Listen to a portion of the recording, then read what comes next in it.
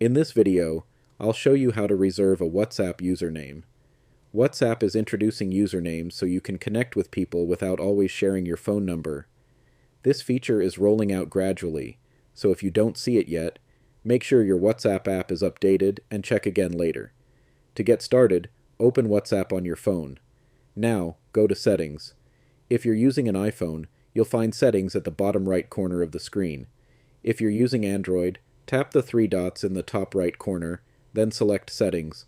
Once you're in Settings, tap Account. Now look for the option called Username. If the username feature is available for your account, tap on it. From here, you may see an option to reserve username or create username. Tap that option, then type the username you want to use.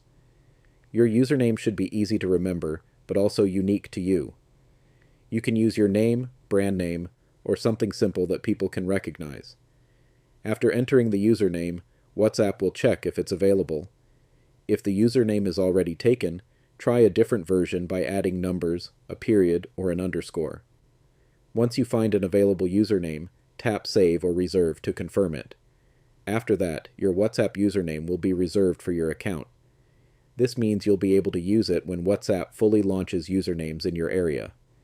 If you don't see the username option inside your account settings, don't worry. It simply means the feature is not available for your account yet.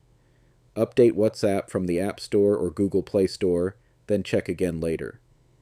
And that's it. That's how you reserve a WhatsApp username. If this video helped you, don't forget to like, subscribe, and leave a comment if you have any questions. Thanks for watching, and I'll see you in the next video.